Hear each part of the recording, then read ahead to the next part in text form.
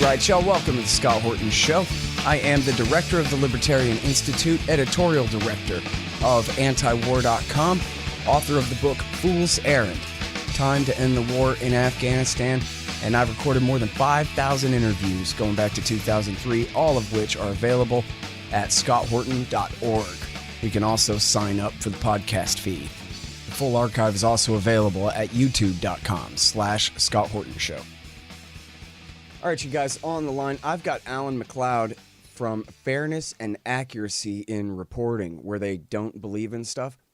And this one is called, A CIA Officer Has a Headache. Media Blame Russia. Ugh. Welcome back to the show. How are you doing, Alan? I'm doing very well. I thought we were done with this when the news came out a year something or so ago that the gigantic brainwave concussion weapon sonic attack by the Russians down there in Cuba was determined to have been crickets on their mating call. Oops. And so, but now, no, I guess the reason this article exists is because it's by Julia Eoff, or how do you say her horrible name, the Russiagate truther lady? I think it's Ioffe. Yeah. Ioffe. Okay. So she is notoriously one of the worst Russiagate truthers in the whole history of Russiagate since July 2016. And here she's written, you counted them, 9,000 words on mysterious Russian microwave brain rays. That's right. I mean, Ioffe managed to publish this article with GQ, which is based off of a CIA agent's experience in Moscow. His name is Mark Polymeropoulos, right? And what he said is that a little while ago, he was in Moscow during the winter, and he suddenly started to feel really bad. He had a headache, he was dizzy, he felt a little nauseous, and so he felt like he was almost dying, it sounded like, according to the GQ article anyway. But the whole story seems to have been riddled with inconsistencies. I mean, first of all, I mean, Ioffe and Polymeropoulos seem to suggest that it wasn't, a headache, it wasn't a migraine or anything like that. They suspected it was some sort of Russian microwave cannon that was being targeted at him. But the whole story seems to be completely inconsistent because, for one, it has a lot of CIA denials saying that Polymeropoulos is pretty much just making this up.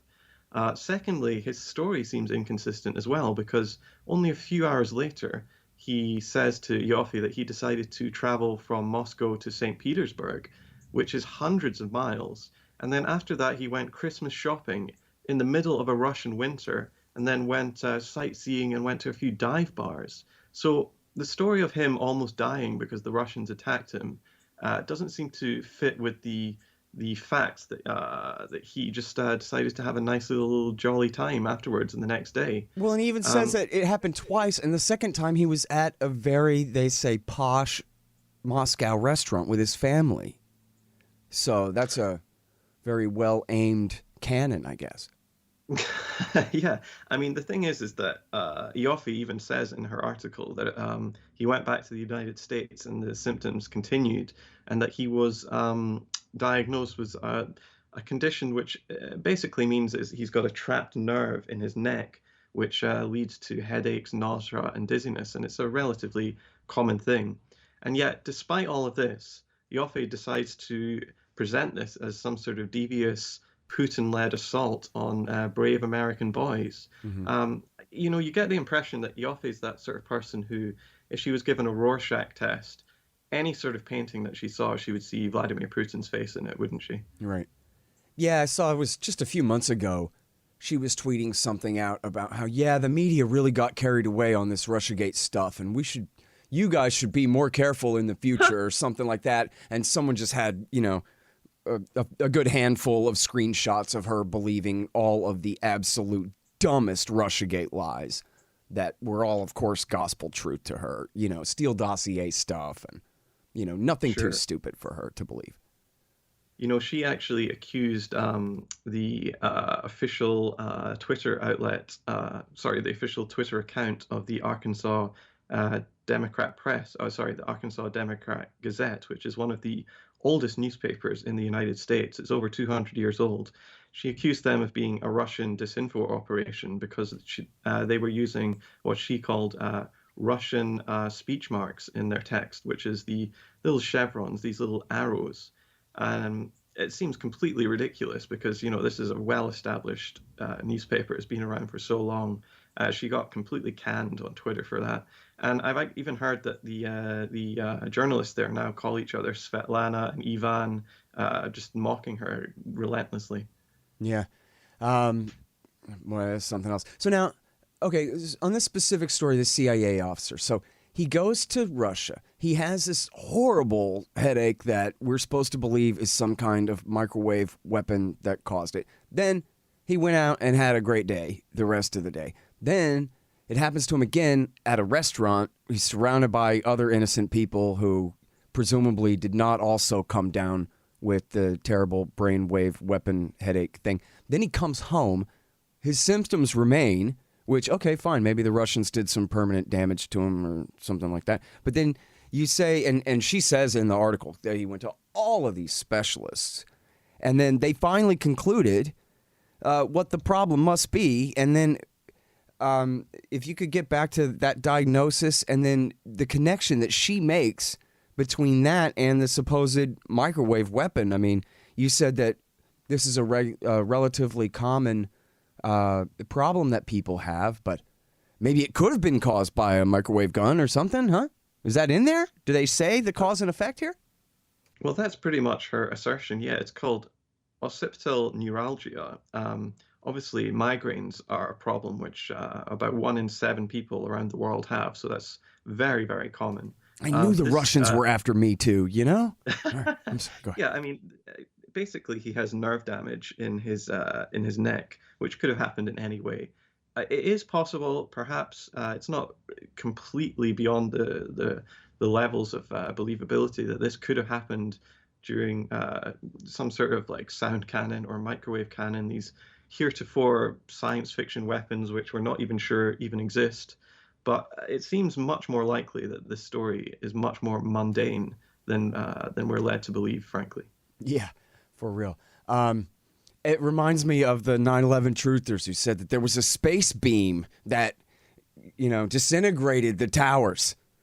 Wow, that's a pretty cool space beam. Can you tell me anything else about the space beam that did that? No, sorry, we don't have any information about the space beam. But it must have been one because obviously you can't see a beam and there's nobody standing there, so it must have been from space. And it's invisible, so that fits. And, it's conclusion first, evidence later. There's a concept in logic called Occam's razor, which usually means that if you've got a situation, generally the most mundane or the outcome that is requiring the least amount of steps or things added on tends to be the most logical explanation. But this really hasn't happened in this story, which, the most logical explanation is the diagnosis that he was given by these American doctors when he got home, that he has this nerve condition, which is pretty common. But for some reason, rather than that being the story, which, wouldn't get printed, there's this massive conspiracy concocted, which includes Russia, China, Cuba, and pretty much every other country the US is trying to go to war with, using these huge sound cannons or microwave, these weird science fiction weapons, all to slightly inconvenience a number of American diplomats and right. officials.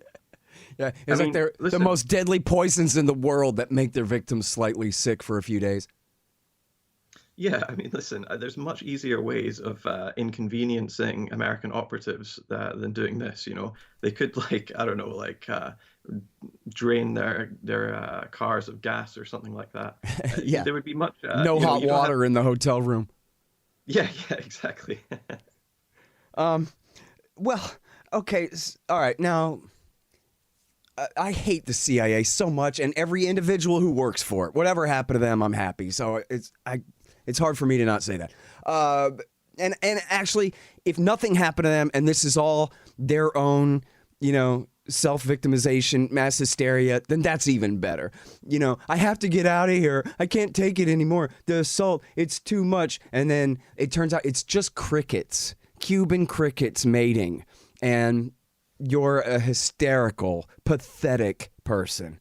And they must, they've all learned that by now. They finally had to admit it. Some scientists came out and said, we got the sound here on your recording. It's crickets.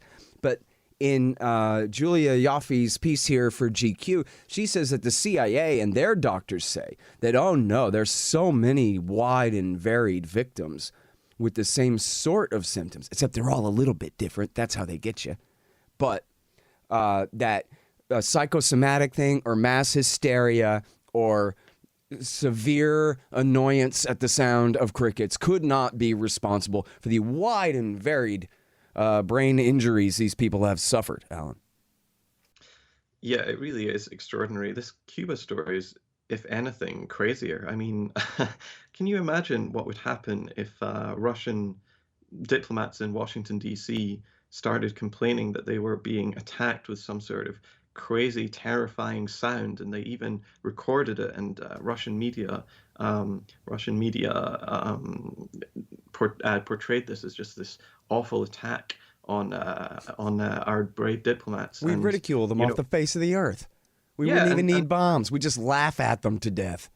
Yeah, but I mean, imagine if it was like, they played the recording and it was like the howls of local dogs, and they would be saying, this is an American attack on us. You'd be like, this is absolutely crazy, and why are the media taking this seriously? But Iofe's piece was signal boosted by a ton of really reputable outlets, like the Washington Post even did an entire editorial about it. Other outlets like the New York Post, NPR, Mother Jones, a whole load of Western outlets in the UK and Australia and New Zealand as well were running with this story like it had any legs at all. It's just remarkable to me.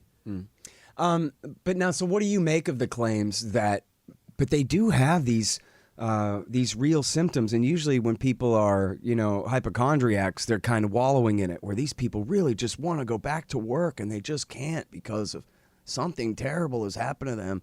I guess you said earlier, and I'm sorry because I only got about 2/3 of the way through her piece this morning, but you say that the CIA, they're on both sides of this story then, I guess. If they're saying that, they're also giving official denials to GQ that this is true? Yeah, I mean, the GQ article actually kind of tacitly acknowledges this. I mean, it says at one point the CIA told Ioffe that many of her claims were, quote, simply not true. And Polymeropoulos claims that the agency flatly told him that he was, quote, making it up. And so that's what the CIA officially has to say about this. Polymeropoulos is very annoyed, and so is Ioffe, that his injuries are not being treated as combat injuries, and so he basically has to pay his own way for all of these weird and wonderful medical tests that he's getting right now. So yeah, I mean, that to me seems to undermine the credibility of the story even further. And yet GQ still saw fit to publish this. It's quite extraordinary. Yeah. And then, like you say, NPR and the Washington Post and the rest of the CIA media, trumpet it as loud as they can, And I don't mean CIA media like they definitely got marching orders from Langley to do so, but just they all know that anything that they can say to smear and attack Russia is, will be featured prominently. And if the story's debunked later, that's GQ's problem, not theirs.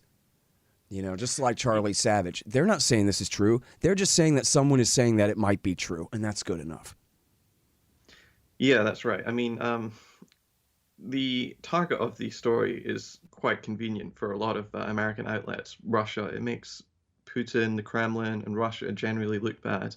And they have spent 4 years doing that to various degrees, often to a very large extent in some of those cases, pushing Russiagate narrative, which time after time has been punctured. But it doesn't seem to matter how often the official story gets dented, like with the Mueller report or anything like that.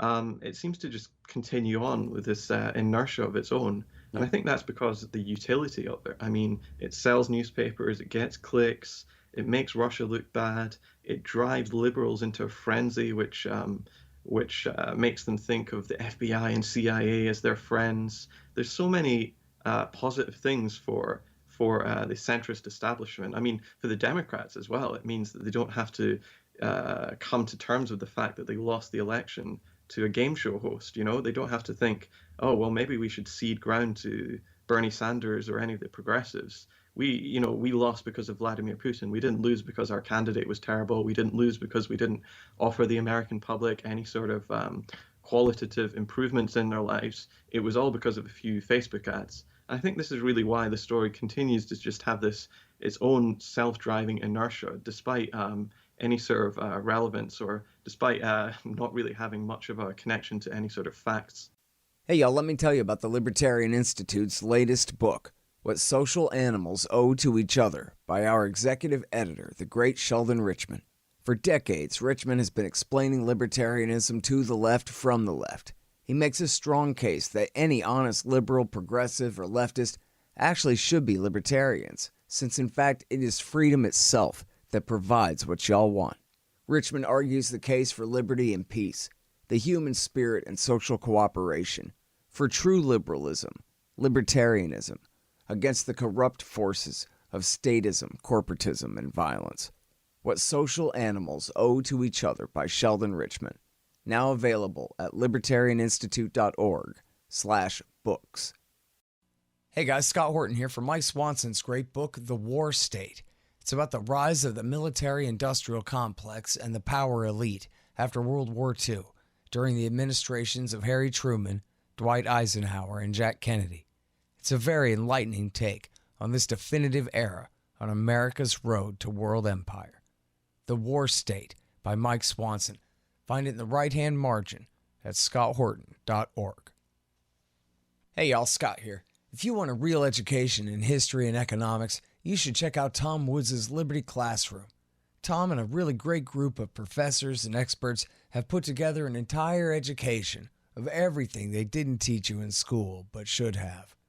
Follow through from the link in the margin at scotthorton.org for Tom Woods' Liberty Classroom.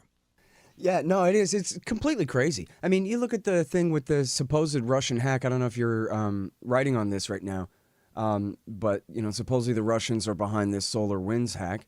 Maybe they are. And yet, all we have in the media is that intelligence officials think that it might be so, and that is by far good enough. By a million miles, that's good enough for virtually every outlet in America to say, we know the Russians are doing it, because the CIA told the New York Times that they think they might be. And then therefore, look, another example of Donald Trump's treason, where he refuses to stand up to Putin and do anything about this Russian attack on our country. It's like Pearl Harbor. Except, 3,000 people died there, and they didn't even turn off a single light switch here. Maybe they downloaded some documents or something. I don't know. But anyway, it's like Pearl Harbor, and Donald Trump refuses to defend us, even though the accusers themselves, like, for example, David Sanger at the New York Times, admits this is just supposition. This is an assessment based on scant data. Somebody hacked something. It looks pretty sophisticated. Who else could have done it? And that was what he said on the New York Times podcast, explaining. He said, there's not, from everyone I'm talking to in the intelligence community, there's not a lot of doubt about this.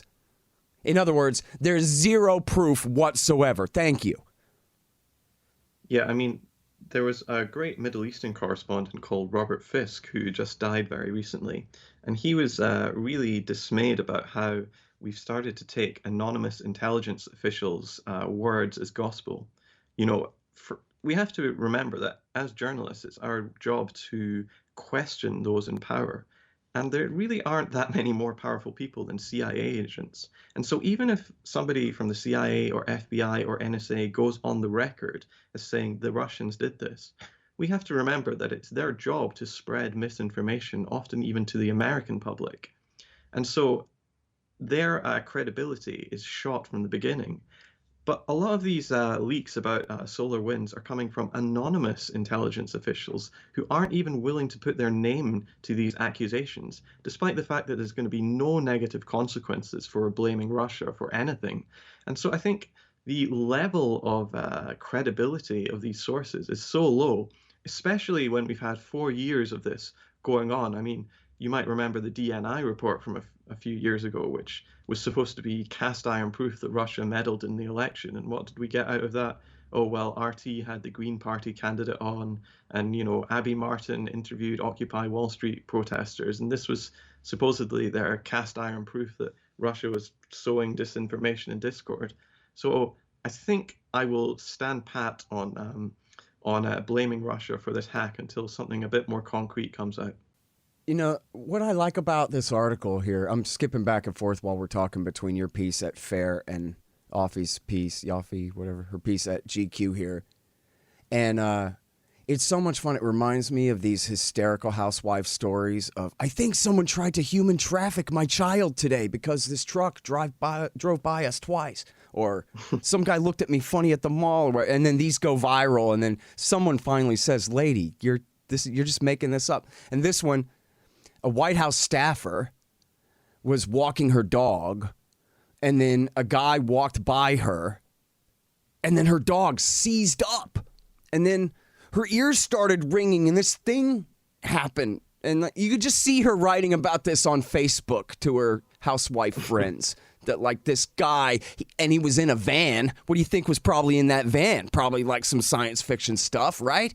And it's all just made up, ridiculous, hysterical women making up stuff. Not that men don't do the same thing, but I'm just saying, we've seen this before 1,000 times. We know what it looks like, Sure. I mean, I'm not even contending that these officers, these diplomats, these agents are getting sick or feeling these symptoms like headaches or cramps or anything. But the reality is that over 1 billion people around the world have experienced a migraine before. And so it is perfectly reasonable to assume that hundreds of millions of people every year are going to have a migraine for the first time and perhaps not know what's going on. It seems that is a much more likely explanation, or some sort of mystery illness, or paranoia, or even them just making stuff up and telling the media. Those all seem like more logical explanations, if you think about Occam's razor, than this sort of global conspiracy to, mildly inconvenience some mid-level NSA staffer. Mm-hmm. Well, I think I have a conspiracy theory that explains it, and that would be that Putin, rather than trying to mildly inconvenience these people, he's trying to humiliate and embarrass the United States by slightly inconveniencing them just enough to make them cry about it like this and sound like completely unreasonable, whiny little children and embarrass the United States. Fareed Zakaria wrote an article in the Washington Post called Russia hasn't just hacked our computer systems, it's hacked our minds. Mm-hmm. And it does sound speaking for himself, for sure, yeah. Yeah, but there is a truth to that in which Vladimir Putin is living rent-free in the heads of so many people in positions of power across the United States and Western Europe right now that they are thinking about him constantly, and everything that goes bad in their life seems to be his problem. Milk in the fridge turns sour. That must have been a Russian agent doing that. Or right. Oh, the power's gone out. That must be Putin calling in his friends in Siberia to switch the gas off. Who knows?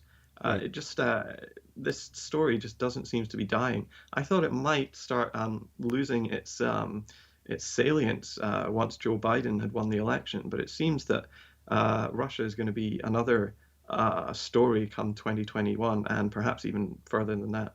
Yeah, they're going to keep this going as long as they can. I mean, she talks about in here, in this piece, about how they've reoriented all these CIA offices around Europe, created new Russia bureaus within them and all of these things. The whole thing is a dirty snowball. So you have more and more and more national security state people whose careers are tied up in pursuing this BS. And, one thing, this is why I was glad that this guy has a headache, whatever caused it, was he essentially accuses Trump of treason for that, on the anecdote that he told the Russians that the Israelis had a spy inside ISIS. And the entire media made a big deal about this. The Washington Post published it. And the way that they published the story was that Donald Trump had committed treason by burning this source. But he only told the Russians. It was the Washington Post who burned the source. It was the newspaper and the media accusing Trump of treason were the only ones who told the secret. And somewhere in there, buried, they never said out loud, but somewhere buried in there was the idea or the premise or the assumption somehow or something that the Russians were going to tell ISIS that the Israelis had penetrated their group. But that's stupid. The Russians were bombing ISIS. The Russians are friends with the Israelis. Trump telling Vladimir Putin that was not, or it wasn't Putin, it was the foreign minister, Lavrov, or Kislyak, the ambassador. For him to tell them that is no different than him telling the Deputy Secretary of Defense that. You know, like they're not exactly cleared to know, but what difference does it make? And then this guy says, yeah, that would be just like if George W. Bush brought bin Laden to the White House after 9/11 and said, we're good. Huh? What's the parallel there? No, this would be like if George Bush invited Putin to the White House after 9/11 and said, guess what? We have a spy inside Al-Qaeda. We're going to kill him. And Putin said, good, high five. That's what this is like. That's what this is like. This has nothing to, what? And then he says, stuff like that, that really alarmed us considerably. Some of it, he added, made his head explode. So here's your coup. Here's your explanation for Russiagate. The CIA can't tell their ass from their elbow, can't tell their ally in the war on terrorism from their enemy who they support in Syria or did for 5 years there. And so they've got their treason all backwards, and they're accusing the president of treason when they're the traitors. And then in order to protect us from his treason, they engage in some more of it by framing him, not really treason, but treacherous, traitorous sedition of some kind, by falsely accusing him of treason with the Kremlin for 3 years. And that was it. It was because he said things that they didn't like. And we all know that the CIA, in order to form a more perfect union, has ordained the Constitution and allowed the executive branch to exist, and it exists at their pleasure. You know, one of the most worrying things about all of this is the rhetoric which is used against Russia, talking about it as an enemy, as a mortal threat. You know, Donald Trump is actually no friend of Russia. He's been arming Ukrainian groups that are distinctly anti-Russian. He has let all sorts of nuclear treaties with Russia lapse to the point where there's basically none that is preventing a new nuclear buildup. I don't want to see a Cold War, let alone a hot war with Russia. And yet, the way the Democrats are talking, they are constantly out-hawking the Republicans on Russia, which is setting Joe Biden up for a position where I don't know what he's going to be able to do vis-a-vis Moscow. I mean, are we going to see a new Cold War breaking out in the 2020s? It's quite possible that we will. Yeah. This is the sort of rhetoric that can lead to mistakes, and these mistakes could be completely deadly for us all. Yeah. Well, for all of us, I mean, not to be too hyperbolic about it, sounds too alarmist to talk about, but in fact, the Americans and the Russians have about 4,000 deployed H-bombs, and that's enough to kill humanity. That's omnicide, as Daniel Ellsberg calls it. It would be the result of a full-scale war between America and Russia. And then wouldn't that just be fitting for the whole thing to break out over a bunch of total made-up nonsense? Pretend microwave weapons and all of this just conspiracy retardation. I know it was like this during the last Cold War, too, in the McCarthy era, where, you know, even then there actually were leftists. So then the idea was if you're a hard leftist, then you are loyal to this foreign power, which was not right. But it led to this kind of witch hunt attitude where anybody could be a communist. You're not just looking at communists in the State Department, but communists in your church and communists at your work and communists in your neighborhood and communists everywhere. And this kind of just madness. How could we make that same mistake again? Didn't that go down in history as the second most embarrassing thing America ever did after Prohibition? or something like that, and we're doing it again. Yeah, I mean, that again, but we're talking about what the utility is. And, with Russiagate, there is a utility of like pulling liberals towards the state, of the Democrats not having to look at their own failures, the media selling more newspapers and making more money, Yep. and yeah, just the government in general becoming more powerful. Yeah, and Lockheed And selling more likewise, H-bombs.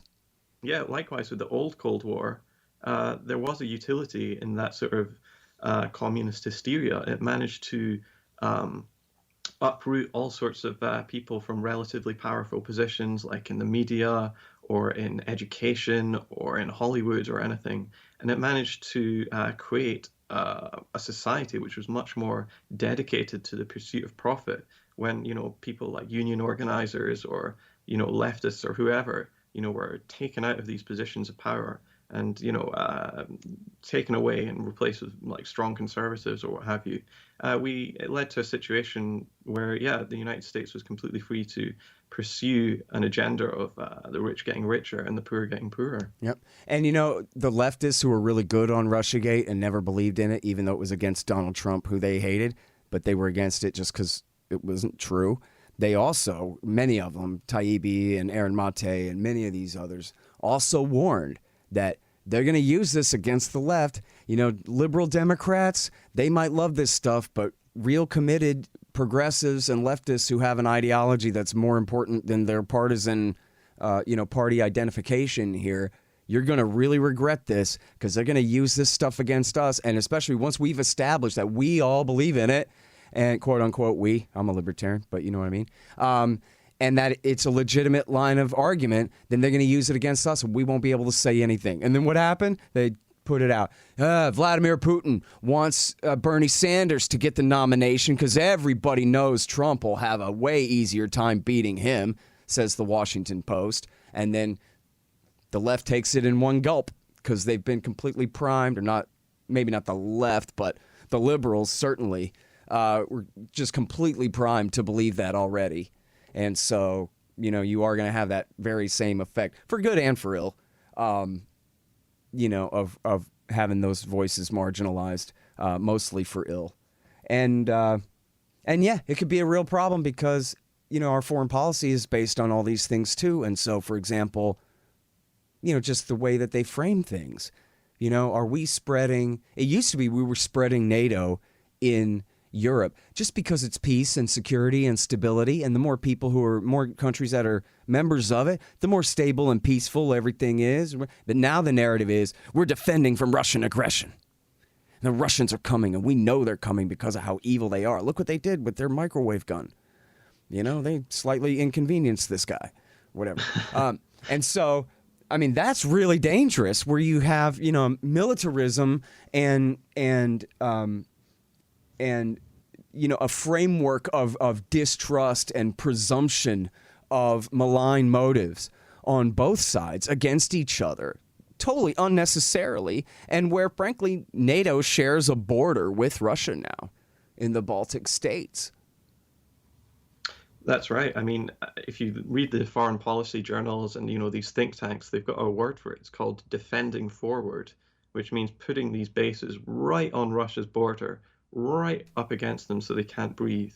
And this is supposedly to defend the United States and Western Europe from Russian aggression.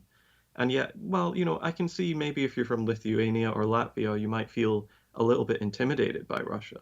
But if you're from France or Spain or the United Kingdom, the idea that Russia is going to, roll the tanks through is completely farcical. And, let alone if you live in the United States, it presents no threat whatsoever to the domestic security of any major country. Right. The only serious threat there is the threat of a potential accidental nuclear confrontation that could happen at any time and almost has a number of times during the Cold War. Right. And that threat is being drastically increased right now. And that is something that we should really worry about, Scott. Yep, absolutely right. All right, you guys. So this is Alan MacLeod. He's at Fairness and Accuracy in Reporting. That's fair.org. And, man, they're good on stuff. They've been like this for 25, 30 years or something, debunking lies over there. I love them. This one is called A CIA Officer Has a Headache. Media Blame Russia. Thank you again for your time, Alan. Good to be with you. The Scott Horton Show, Anti-War Radio, can be heard on KPFK 90.7 FM in LA, apsradio.com, antiwar.com, scotthorton.org, and libertarianinstitute.org.